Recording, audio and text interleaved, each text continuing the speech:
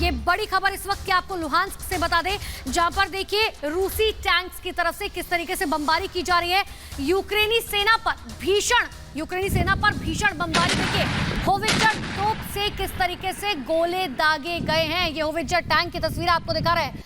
3 से 4 टैंक आपको यहाँ पर होवित्जर टैंक नजर आ रखे होंगे और ये रशिया के टैंक है जिनकी तरफ से बमबारी लगातार की जा रही है। और जब ये गोले दागे जा रहे हैं, बहुत घातक ये गोले, क्योंकि होवित्जर तोप जो है वो अपने आप में भारी भरकम जो है।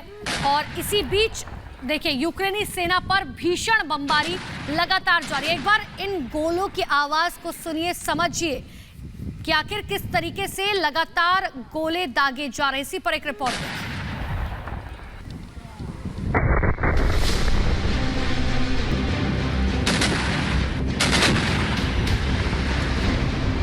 यूक्रेन में जंग के बीच रूसी सेना अब अपने मिशन को जल्द से जल्द पूरा करने में जुट गई है। लुहांस्क में रूसी तोपखानों ने यूक्रेनी सेना पर आग की बरसात कर दी।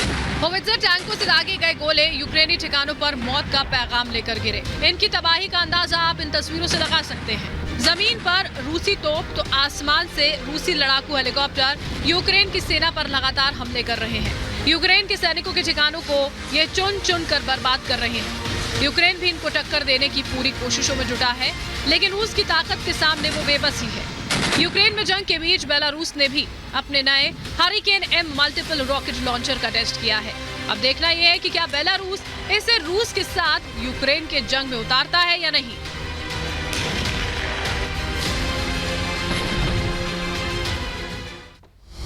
तो एक तरफ रूस और यूक्रेन में लगातार भीषण जंग जारी है, दूसरी ओर बेलारूस ने मल्टीपल रॉकेट लॉन्चर का टेस्ट किया है। इसका मतलब क्या है? ये अपने आप में बहुत बड़ी बात है, क्योंकि बेलारूस को आप लगातार देख रहे हैं कि किस तरीके से वो रूस के साथ में उसका एक तरीके से लॉन्चिंग पैड उसे कहा जाता है, वहीं के जरिए रूस की जो सेना है वो लगातार दाखिल होती है। लेकिन रूस यूक्रेन जंग के बीच में इस वक्त ये जो बड़ी खबर आ रही है कि बेलारूस ने मल्टीपल रॉकेट लॉन्चर का टेस्ट किया है। Hurricane M multiple rocket launcher का टेस्ट किया गया है। क्या इसका इस्तेमाल यूक्रेन युद्ध में किया जाएगा? ये अपने आप में बड़े सवाल है, क्योंकि बेलारूस का झुकाव पूरी तरीके से आपने देखा कि पूरी तरीके से रूस के साथ में है और रूस के साथ वो इस वक्त खड़ा है।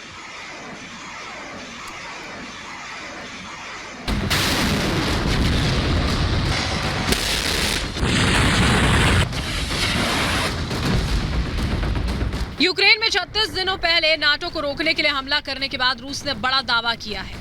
रूस ने कहा कि हमले से 1 महीने से ज्यादा समय के बाद अब यूक्रेन के सभी बड़े शहरों पर उसका कब्जा है, यानी कीव, चर्निहिव, लुहांस्क, खार्किव और मारियोपोल में मिशन पूरा हो चुका है।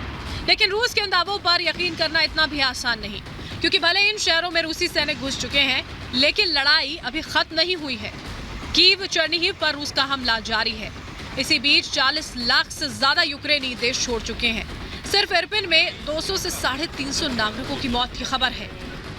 रूस और यूक्रेन दोनों की जंग में जीत का दावा कर रहे हैं, लेकिन हकीकत यह है कि इस जंग की कीमत यूक्रेन की आम जनता चुका रही है। जीत किसी की भी हो, लेकिन इंसानियत हार चुकी है। Bureau report, Republic Bharat.